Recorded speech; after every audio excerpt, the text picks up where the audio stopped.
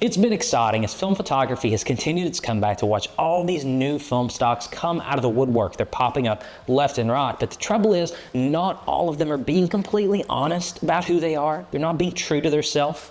And in this video, we're going to try to get to the bottom of some of those. While some of these products are completely new things, others are already existing products masquerading under a different brand name, sometimes for more money. In this video, we're going to try to get to the bottom of all these film stocks that are lying about their true identity.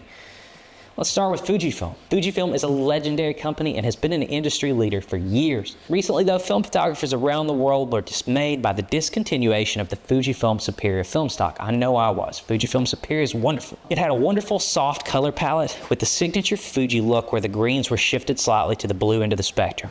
It was a devastating blow to film photography. But there was a measure of relief that shortly followed after, though, when we saw that Fujifilm had announced Fujifilm 200 and Fujifilm 400 to replace their Superior branding of film.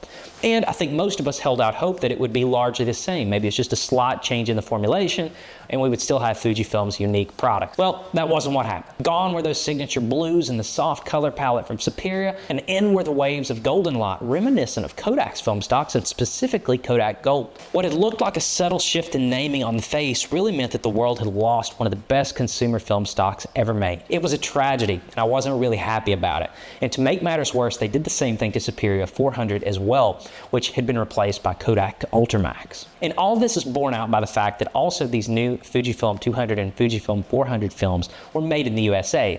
And I can think of one notable company who makes film in the USA. And there have been some folks online who've done comparisons between Kodak Gold 200 and then Fujifilm 200 and then Kodak Ultramax 400 and then the new Fujifilm 400. And they suggest that these films are similar, but they're not exactly the same.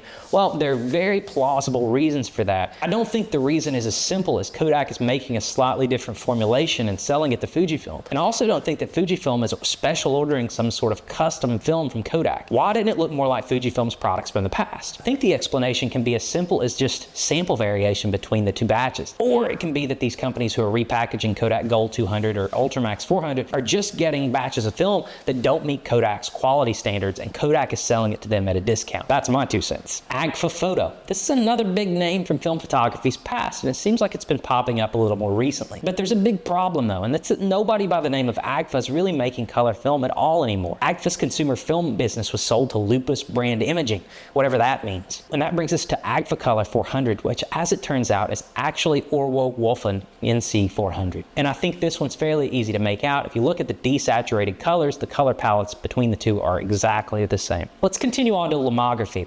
And not taking anything away from Lomography, one of my favorite companies out there. They make tons of cool, interesting products and cameras. And Lomography has more than pulled their weight in helping keep analog photography alive, especially 10 to 15 years ago when we were really struggling. First, there's Lomography Earl Grey 100, which is actually Fomapan Profiline Classic.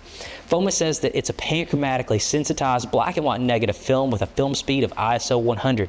The film is characterized by high resolution, wide exposure latitude, and fine grain. And I think this is a cool film stock. I've shot Earl Grey before. It's a good looking film, but I think in this situation, you'd be better off to probably just buy the Foma variant of the film because you can get it from Foma for cheaper. And the same thing applies to Lady Grey 400. This is just another Foma film stock. This time, Fomapan Profiline Action. Lomography Potsdam 100. And this one's actually Wolfen 54. There are vague aspersions to this film's cinematic history on Lomography's website. And here's what Orwell has to say about Wolfen 54. It was originally used to make monochrome movies. The black and white tones of Wolfen UN54 will capture cinematic scenes in the photographic format. And this is a similar story as well to Lomography Berlin 400. N74.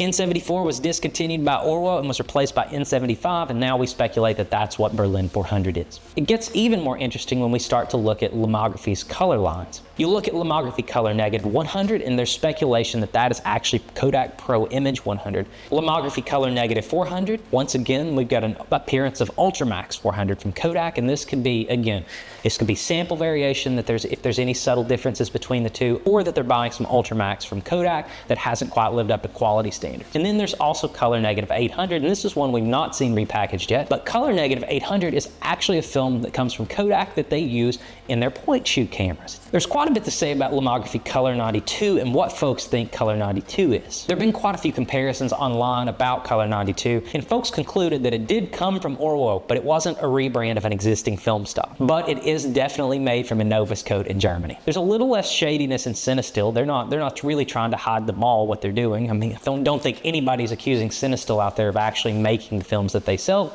Everybody knows that they're just repackaging Kodak movie film. But let's go through their line of film stocks. Cinestill 50D is Kodak Vision 3 50D. Cinestill 800T is Kodak Vision 3 500T. Cinestill 400D is actually Kodak Vision 3 250D. BWXX from Cinestill is predictably Kodak XX. There are oodles and oodles of companies out there that are doing the same thing that Cinestill's doing these days, and we're not going to go through all of them. If you see film stocks out there that are marketed as 50 speed or 400 speed, daylight balanced, or 800 speed tungsten balance, lots of times they're buying the same stuff Cinestill is, and they're just repackaging Kodak movie film. What about Ilford Ilfocolor? Yeah, we've had some interesting developments over the past couple of years with Harman getting into the film game, but now you've got Ilford proper supposedly selling color films. But what is it they're actually selling? Well, they've got Ilfocolor 400 Plus. As it turns out, this is another repackaging of a Wolfen NC400. And then there's Ilford Ilfocolor Cinematic Film. And this one's actually Kodak Vision 3 500T, the same thing that Cinestill's using for their 800 speed film. Then there's Ilford Ilfochrome, which is actually Kodak Ektachrome E100. So the Ektachrome that we buy from Kodak, unfortunately it's $30 a roll. You can actually get that from Kodak and movie film rolls as well. What about Japan Camera Hunter Street Pan? What actually is that? Well, it's actually Agfa Avifot 200.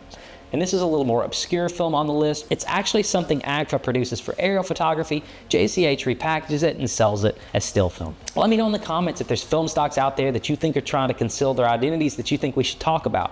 Also, check out this video where I talk about some film cameras coming out this year.